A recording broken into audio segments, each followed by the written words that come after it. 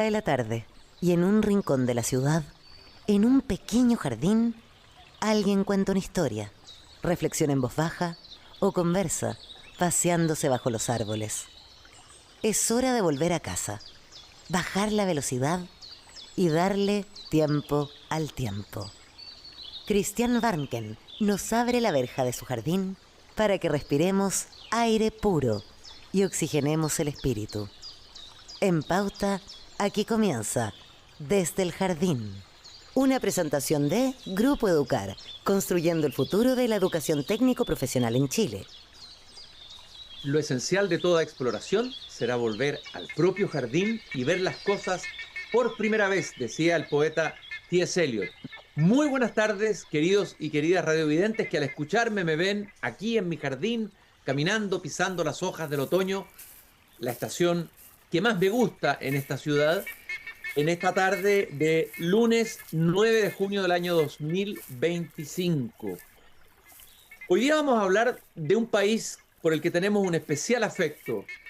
Ojalá tuviéramos incluso más vínculos e intercambio con ese país. Varios oriundos de ese país han estado caminando conmigo aquí en el jardín. Me refiero a la querida Colombia. Hoy Colombia está en vilo. Hoy Colombia está viviendo una especie de duelo, no porque haya fallecido aún, y lo decimos con responsabilidad, el precandidato a la presidencia Miguel Uribe, que sufrió un terrible atentado, sino que porque está en duelo el país al darse cuenta que la violencia estaba ahí instalada, operando, y que la democracia está en peligro, claramente. Un país donde se mata a un precandidato a la presidencia de la República en un acto político, es un país que tiene la espada de Damocles encima y que enfrenta problemas graves, terribles. Todo nuestro continente está sufriendo hoy una oleada de violencia, nuestro país también, cada uno en distintas etapas, en distintos momentos, pero este hecho es de extrema gravedad.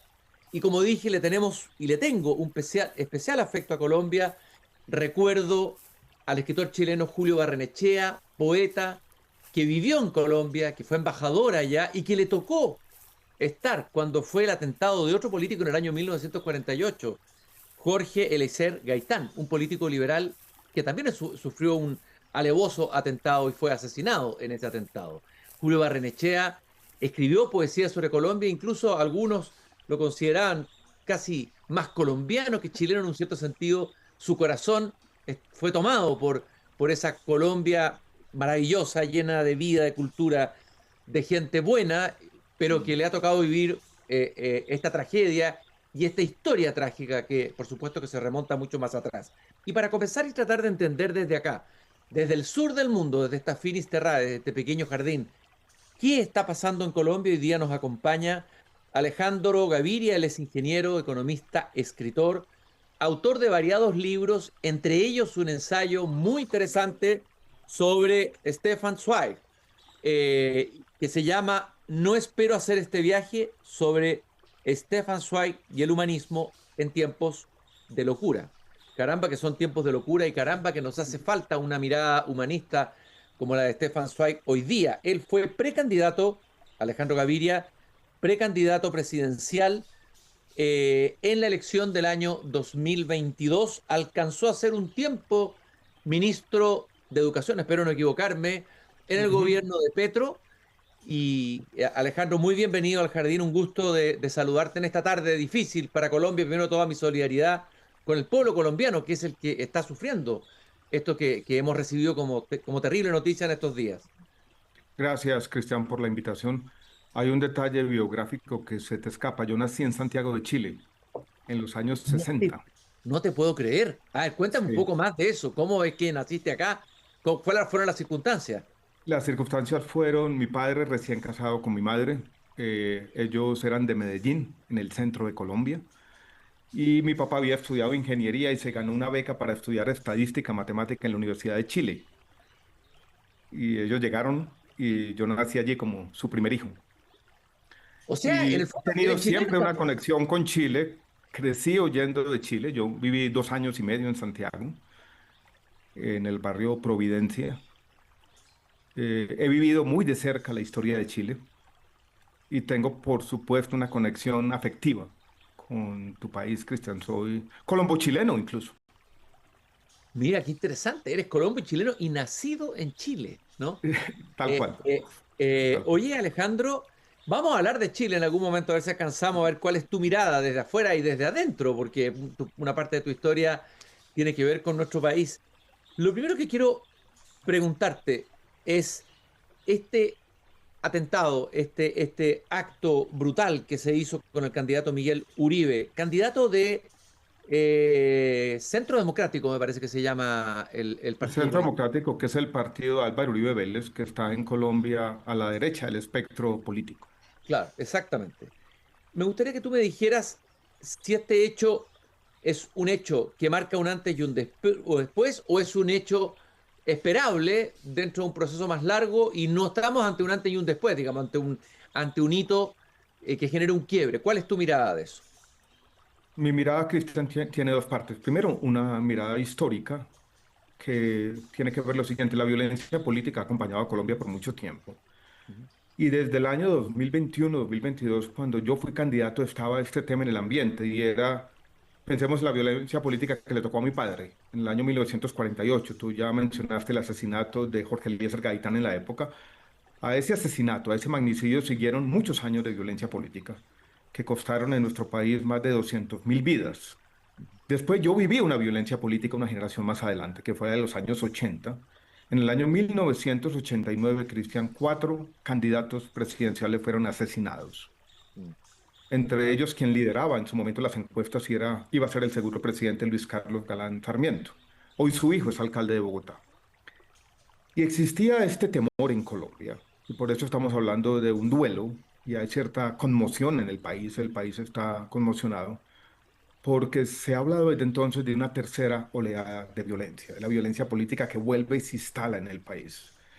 Yo no creo que eso sea un hecho, no creo que sea así, pero sí tenemos ese temor, que esto tenga repercusiones y consecuencias hacia adelante y que sea la inauguración de otra etapa de violencia política que ya va a afectar a mis hijos, Cristian, a mi hijo Tomás, que tiene 17 años y que le tocó vivir lo mismo que yo viví o lo mismo que mis padres vivieron, esta historia trágica de Colombia, signada, caracterizada por etapas sucesivas de violencia política. Eso de un lado.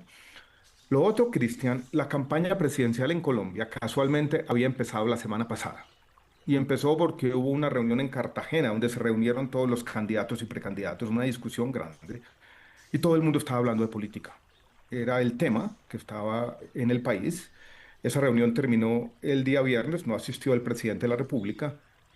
Y el sábado ya estaba iniciando la campaña en un barrio aquí cerca en Bogotá, Miguel Uribe Turbay, estaba en una reunión incluso con poca gente, había 150 personas. Y en el inicio de la campaña ocurre este atentado, este intento de homicidio. Entonces hay una conmoción en el país. No sabemos muy bien cuáles son las causas. Hoy hemos tenido un día muy convulsionado donde se mencionan lo que en Colombia se llama las disidencias de la FARC, o sea, los grupos residuales que quedaron después del proceso de paz del año 2016-2017, que han ganado fuerza, en parte como resultado de una estrategia equivocada del presidente Petro, que se conoce como la paz total. Y no sabemos muy bien todavía cuáles son las causas y, Cristian, y cuáles serán las consecuencias, pero tenemos miedo, temor, tristeza en Colombia en este momento. Alejandro, el presidente Petro sacó una declaración después del atentado y tú comentaste, dijiste que era un mensaje insolente, sin sentido, indigno de un presidente o de cualquier Mm. líder político, que las declaraciones del presidente Petro producían rabia y desazón. Ujú. Sigues sosteniendo con tanta fuerza, una declaración fuerte la tuya sobre las declaraciones del presidente Petro, ¿no? Me gustaría que me explicaras en qué sentido fue un mensaje insolente y sin sentido e indigno de un presidente. El presidente Petro, como ocurre hoy en nuestra época de locura, de la que hablábamos, de la que se quejaba Stefan Zweig hablando de su mundo de ayer, Mm. de esa época donde los seres humanos olvidamos nuestra unidad espiritual. Es un asiduo usuario de la red social X. Esa noche, después del atentado, 2 horas y media, 3 horas después, se le escribe un largo mensaje donde no menciona para nada el nombre de Miguel Uribe, donde empieza a hacer especulaciones, donde hace una ilusión inentendible para mí, Cristian, de sus antepasados, que son sirio-libaneses, árabes. No entiendo muy bien por qué. O sea, trata de conectar todo esto con lo que está ocurriendo en Palestina de una manera que es artificiosa y sin sentido. No hace una declaración vehemente de rechazo al asesinato y no hace lo que debería hacer un presidente en este caso, que es llamar a la unidad nacional y decir estamos empezando la investigación. Es un mensaje extraño, Cristian o Cristian, y por eso yo en un momento como de estupefacción inicial en esa misma red social escribí esa reacción, que fue una reacción crítica ante un mensaje que creo yo no está a la altura de lo que debería ser un presidente. Y tengo esta anécdota. El presidente Boris hizo un mensaje, hizo una declaración. Y algo que se mencionó con asiduidad en los círculos políticos en Colombia es que el mensaje del presidente Boris había sido mucho mejor, más atinado, mucho más concreto, preciso y relevante que el que hizo el presidente de Colombia. A ver, queremos entender mejor la realidad colombiana, ¿no es cierto? El presidente Petro llega al final de su mandato. ¿Qué Colombia deja el presidente Petro? Desde el punto de vista democrático, tú una vez dijiste, no sé si esto fue una declaración de hace poco o hace tiempo, que la división no era entre izquierda o derecha, sino entre quienes son demócratas y quienes son autoritarios. Es Ujú. decir, esa sería el verdadero problema de fondo en Colombia. O sea, más allá de un tema de sesgo ideológico izquierda o derecha, sino que quién está comprometido con la democracia y quién no está comprometido con la democracia. ¿Ese es el clivaje de hoy en Colombia? Entonces, Cristian, un poquito, Cristian, ¿cierto? Cristian, Bueno, Cristian está Cristian, perfecto. Cristian, disculpas. Un poco de contexto antes. Las 5 o 6 semanas previas en Colombia han estado precedidas de un gran debate político, porque se tramitaba una reforma laboral en el Congreso. Una de las comisiones especializadas del Congreso de la República rechazó la reforma y el presidente reaccionó ante ese rechazo diciendo vamos a apelar al pueblo y hay una consulta popular en ciernes y hay una gran discusión política. En esa discusión política el presidente Gustavo Petro ha usado, Cristian, un lenguaje muy agresivo, muy agresivo. Ha escalado la retórica y también ha tratado de convocar esa consulta popular sin seguir de manera estricta las reglas institucionales. Entonces hay quizás dudas sobre el respeto del presidente Gustavo Petro a las reglas de juego de la democracia colombiana. Ese era el debate hasta el día sábado con el atentado al candidato Miguel Uribe. Y ahí viene ese comentario. Voy a hacer un poco de historia, Cristian. Mm, yo participé en el gobierno del presidente Petro Fuiste con la de ministro de Educación. educación por 7 meses, con una idea que él tuvo, que ya está perdida en el tiempo, de que para gobernar a Colombia, incluso para ir superando estos problemas de violencia, se requería una alianza entre las fuerzas liberales, donde yo estoy, y las fuerzas progresistas, donde él estaba. Ese gabinete plural duró poco tiempo. Esa idea después del primer año la desechó y hemos tenido un proceso de radicalización del presidente Petro y él, en su lenguaje político sobre todo, más en sus palabras que en sus acciones, se ha venido radicalizando y se ha convertido en un agitador. Y el gran debate en este momento en Colombia es si esas palabras violentas que antecedieron este atentado tienen que ver con esto o no. Se generó un ambiente propicio en el debate democrático que llevó a la violencia política. Anteceden las palabras violentas a la violencia física, a una discusión al respecto. Yo no quiero hacer deducciones facilistas porque no tiene mucho sentido y sería unirse más a este duelo y estos problemas políticos, pero ese es el gran debate político hoy en día, Cristian, en Colombia, ¿no? Sobre una retórica incendiaria del presidente de la República que ha llevado a una crispación innecesaria y que esa crispación innecesaria puede resultar en un país como el nuestro, donde ya lo dijimos al comienzo de esta conversación, la violencia política ha estado ahí ha sido parte de nuestra historia democrática, lamentablemente, puede llevar a esto.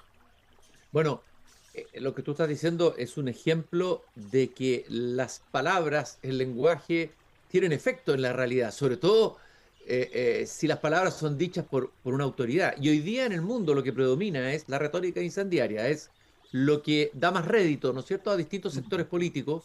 Se alimentan las redes sociales, las tribus políticas, los extremos, se alimentan de esa retórica incendiaria. Pero esa retórica incendiaria no es inocente, digamos, o sea, tiene consecuencias, y sobre todo cuando es una persona que tiene una alta autoridad política, como en el caso del presidente. ¿Y cuál crees tú que son, a ver, cuáles son las fuerzas de resiliencia democrática que tiene Colombia para enfrentar y transitar Mm. de este momento y salir de esta situación de shock y de, además, tú lo dijiste, que no sabemos cuáles van a ser las consecuencias, es un momento que es muy delicado, donde la democracia Muy está delicado. de fragilidad, de vulnerabilidad. ¿Cuáles son las fuerzas resilientes de Colombia? O no, las hay, primero te quería preguntar cuáles son, que nos dé tu diagnóstico, si hay, digamos, señales de esperanza de que podría Colombia sortear este escenario tan difícil. Yo creo que son tres, Cristian, yo las mencionaría rápidamente. Primero, Colombia tiene fuerzas institucionales, sigue manteniendo una prensa independiente, tiene un Congreso, un poder legislativo que es independiente y está jugando un papel importante. Tiene, siendo nuestro país, Cristian, un país de abogados. Tiene también un sistema judicial independiente, autónomo, capaz de llevar esta investigación hasta las últimas consecuencias, independientemente de lo que opine o diga o quiera la rama ejecutiva del poder público. Entonces, institucionalmente, Colombia es un país fuerte. Yo podría decirlo incluso de manera dramática. Hoy los pesos y contrapesos institucionales en Colombia son mayores que, por ejemplo, en los Estados Unidos. O sea, los límites al poder ejecutivo en Colombia existen y eso importa en momentos como esto. Lo segundo, nuestra historia de violencia, quisiera yo, genera mecanismos de defensa en la sociedad. Hay lecciones aprendidas, hay forma de comportarse políticamente, hay una cultura que creo que deberíamos respetar todos, de no pasar de la retórica incendiaria del presidente a la de todo el mundo. Yo creo que, por ejemplo, los expresidentes, o algunos de ellos al menos, han tratado de llamar a la calma. O sea, tenemos eso. Yo creo que, ojalá, confío yo, quizás ingenuamente, en que nuestra historia de violencia haya dejado en la cultura democrática unas enseñanzas para resistir momentos como este. Eso es lo segundo. Lo tercero, que está relacionado con lo segundo, Colombia tiene también, Cristian, una sociedad civil fuerte. El mismo proceso de paz llevó a una sociedad civil organizada desde abajo, que juega un papel importante también en la preservación de cierta cultura democrática. No todo es malo en Colombia. Colombia tiene una tradición democrática. Somos un país democrático desde el año 1958. Y esa es la gran paradoja, Cristian, de la democracia colombiana. Es una democracia fuerte, con instituciones relativamente fuertes, pero a su vez la coexistencia de la violencia política con esa realidad institucional.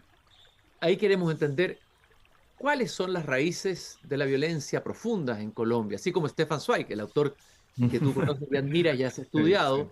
se plantea en el mundo de ayer ante el colapso, el derrumbe digamos, de lo que era el humanismo europeo, por decirlo de alguna manera, algo que deprimió profundamente a Stefan Zweig, ¿no? Hasta el último momento él como que creía que todavía Europa se podía salvar. Y yo creo que sufrió un shock. Yo creo que este libro, El mundo de ayer, es para entender por qué, ¿no? Por qué había surgido en el corazón de una sociedad como la sociedad de Viena, culta, civilizada, donde estaban los grandes músicos, los grandes intelectuales, con una aparente muy buena educación, etcétera. ¿Por qué había surgido el horror ahí? La pregunta Sí, es, si nos hiciéramos la pregunta al mundo de ayer de Colombia, así brevemente, un vislumbre que nos dé, no te pido que no haga un análisis pormenorizado, pero un vislumbre de por qué la violencia ha tenido arraigo y continuidad en el proceso colombiano en un país que admiramos por su cultura, que admiramos también por su democracia, por todo lo que tú acabas de señalar. yo creo que hay tres factores. Primero, por alguna razón histórica, en la primera mitad del siglo XX, Colombia comenzó a justificar la violencia como mecanismo para el cambio social. Y en eso tuvieron culpa tanto los políticos como los intelectuales. Y eso fue así tanto en los años 40 y 50 como después, sobre todo de la Revolución Cubana. O sea, esta idea de que la violencia era legítima. Y por eso Colombia tuvo unos movimientos guerrilleros muy fuertes y tuvo las guerrillas más duraderas en la historia de América Latina. O sea, esta idea cultural. Después esa idea se junta, Cristian, con el narcotráfico. Colombia se convirtió en el año 1978 en el primer exportador de cocaína hacia los Estados Unidos y eso se juntó, esas dos historias de alguna manera confluyeron. Y esa violencia asociada al narcotráfico, como la que vive hoy en día Ecuador, por ejemplo, se juntó con nuestra violencia política. Y del otro lado, también podríamos decir que tuvimos por mucho tiempo una democracia quizás demasiado cerrada. Y la izquierda política siempre vio en esa democracia no del todo abierta una justificación a ciertas salidas violentas también. La historia es difícil, ¿no? Y yo creo que es un conjunto de circunstancias que se fueron dando, donde sobre todo el narcotráfico en estas últimas etapas ha jugado un papel fundamental. Ahora, por ejemplo, se vuelve a decir que las disidencias de las FARC, que están asociadas sobre todo a los cultivos de uso ilícito en el sur de Colombia, podrían algo que tener que ver con este intento de asesinato.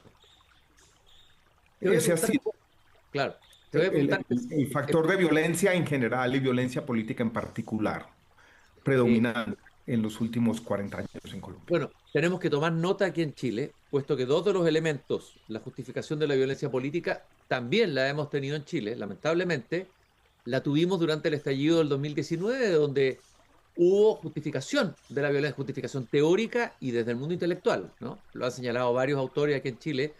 Hubo Lo una vi, lo parte, vi, lo vi a veces con preocupación, lo vi y lo sí, percibí sí. desde Colombia. Bueno, eso ocurrió. Por lo tanto, ahí está también, hay ese elemento, ese fermento está. Y el narcotráfico ya entró en Chile. Nos creíamos Mm. inmunes y ya está operando muy fuertemente en el norte y en la sociedad chilena eso lo ha resentido. Por lo tanto, los países, aprendiendo la historia de Colombia, debiéramos encender las alarmas, ¿no? Y no mirar esto como algo alejado, algo que le pasó a Colombia, no nos puede pasar a nosotros. O sea, creo que tenemos que tomar nota a partir de lo que tú has dicho, de que tenemos esos dos elementos y que hay que hacer un trabajo y una puesta en conciencia sobre lo peligroso que puede ser cuando confluyen, ¿no? Mm. Como fue en el caso de Cuidado Colombia. con esas dos fuerzas. Ahora, Cristian, pasa algo también, y es que cuando la violencia alcanza cierta masa crítica, hay mecanismos de refuerzo mutuo que la llevan a autoperpetuarse. ¿No? La justicia comienza a flaquear y hay una sensación de impunidad, Ujú. y eso retroalimenta estos procesos. Hay organizaciones criminales que se van especializando en diferentes partes y Colombia primero empezó con el narcotráfico, pero después siguió con el tráfico de armas y después siguió con la trata de personas y después estas organizaciones se convirtieron en reguladores sociales donde opera la minería ilegal. O sea, cómo estos procesos van generando un ambiente que favorece su expansión por estos mecanismos de refuerzo mutuo, por estos dinámicas violentas. Por esa historia, Cristian, mi ciudad, Medellín, recuerda que mis padres habían nacido allí, fueron Sí. a Chile, yo nací, regresé a Medellín, se convirtió en una epidemia de crimen violento terrible, en la ciudad más violenta del mundo, a finales de los años 80 y comienzos de los años 90. Como la violencia genera a su vez violencia. Y eso es lo que no puede pasar en países como Chile, es lo que ya está ocurriendo en Ecuador. O sea, hay factores objetivos que operan desde atrás, causas objetivas, podríamos decirlo, pero estas causas objetivas pueden llevar a fenómenos que a su vez se vuelven eh, fenómenos que se alimentan a sí mismos. Eh, Afortunadamente tengo entendido que Medellín también tuvo su resiliencia como ciudad, También la tuvo, ha hecho también la tuvo, avances, es una ciudad que ha cambiado, es un ejemplo de completamente. cómo una ciudad, es un ejemplo replicable o estudiable de cómo una ciudad que estuvo subsumida en esa violencia fue capaz de salir y convertirse en una ciudad ejemplar en un cierto sentido. En los últimos minutos, Alejandro, pero te vamos a invitar de nuevo a hablar de Stefan Zweig, eso de todas maneras, aquí en el jardín. Eh, Tenemos un precandidato que está luchando por su vida, entre la vida y la muerte, ¿no? Una elección que acaba de empezar, una campaña por la elección de la presidencia de Colombia. A ver, qué hacer? ¿Qué va a hacer la clase política? ¿Qué debe hacer la clase política colombiana en esta hora, ¿no? Ante este escenario. Pudo haber sido, no sé si habrá sido el atentado específico, iba dirigido a ese candidato en particular, el objetivo no lo sabemos, estamos hablando de hipótesis, la supuesta resto de la FARC, o no sé, o podría haber sido perfectamente otro candidato. A ver, ¿qué hay que Mm. hacer a partir de este escenario, Alejandro, crees tú? Hay como dos temas, Cristian. Un tema complejo es cuando esto ocurre, siempre está la duda si fue dirigido a este candidato en particular o si es una estrategia de saboteo a la democracia colombiana, si se quiere tener un efecto y tener un impacto más general sobre las elecciones. En Colombia hay una discusión sobre este tema de qué vamos a hacer. Y hay un acuerdo que por ahora es un acuerdo retórico nomás, de que vamos a dejar de lado las palabras violentas, de que va a haber una forma de unión. Hay una reunión que llamó el presidente Gustavo Petro para por lo menos dar ciertas garantías electorales, o sea, proteger a los candidatos ya directamente. Pero, Cristian, yo tengo el temor de que si la retórica incendiaria sigue y sigue por parte del presidente de la República, eso no va a ocurrir. Y podríamos adentrarnos en una campaña difícil, compleja, donde en este río revuelto podrían pasar muchas cosas. Eso es el temor. Por eso el país está conmovido. Eso es lo que tenemos que evitar. Yo lo he llamado y se ha llamado en este momento como la paz política. Es ante esta amenaza, por lo menos que la política no inflame más los ánimos.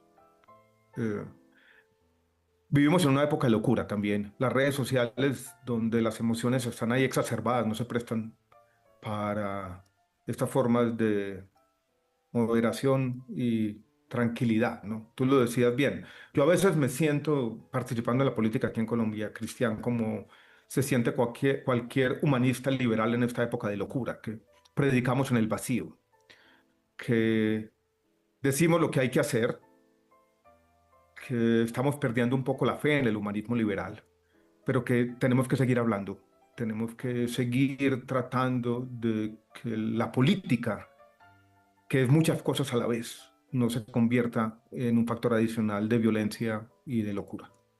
Bueno, la política y la democracia están ahí para reemplazar a la guerra, ¿no es cierto? Claro, En la para política garantizar y al la menos guerra. una transferencia pacífica del poder. Exactamente. Y caramba, qué difícil es ser hoy humanista liberal como tú lo eres hoy en el mundo, en Colombia y en todas partes. Es muy difícil ser hoy humanista liberal. Ese es un... Casi utópico, Cristian, es tan difícil que a veces, no sé, a veces me siento ingenuo. En este debate donde empezó la campaña, yo participé ahora en la ciudad de Cartagena, en Colombia, y dije eso, dice, yo soy un humanista liberal, y lo dije casi como una provocación. Antes era un lugar común, ahora soy un humanista liberal, extraviado en este mundo casi de locura, Mm. porque ese mundo de ayer se nos está yendo, ¿no? Donde había cierta responsabilidad en la política, donde creíamos que había unas formas democráticas que establecer. Tratábamos incluso de luchar contra nuestros propios instintos tribalistas, porque todos tendemos al dogmatismo de manera más o menos natural, pero difícil habitar el mundo de la política hoy en día. Alejandro, te quiero agradecer esta caminata que hemos tenido esta tarde aquí en este pequeño jardín al fin del mundo. Alejandro Gaviria, ingeniero, economista, escritor, ex precandidato a la presidencia el año 2022, un humanista liberal. Te mando un abrazo desde la distancia a ti, a todo el pueblo colombiano. Nuestra solidaridad, nuestro afecto, nuestro cariño, nos importa mucho la deriva que va a tener lo de Colombia y estamos seguros que Colombia una vez más va a demostrar resiliencia y va a poder salir adelante de este momento tan amargo, tan difícil que están viviendo. Así que muchas gracias por haberte dado un tiempo en medio de ese escenario doloroso de duelo nacional para estar con nosotros aquí en Desde el Jardín. Muchas gracias, Cristian. De un Colombo chileno, como dije, ¿no? De un Colombo chileno. Colombiano, pero también con parte de su corazón en Chile. Naciste en Chile, sin más ni menos, ni más ni menos. Y a todos ustedes, queridos radiovidentes, recordarles que mañana nos encontramos nuevamente aquí a las 7:30 cuando vuelva a abrir la verja de madera de mi jardín. Y recuerden que nos acompaña Grupo Educar, construyendo el futuro de la educación técnico-profesional en Chile. Conoce más en grupoeducar.cl. Y no se olviden la frase de Voltaire, que siempre les digo al final del programa, esa frase que está al final del Cándido de Voltaire. Hay que cultivar el propio jardín. Hasta mañana. Es hora de cerrar la verja de madera del jardín. Pero Christian Warnken la volverá a abrir de lunes a jueves a las 19:30 horas en Radio Pauta, cuando comience de nuevo Desde el Jardín.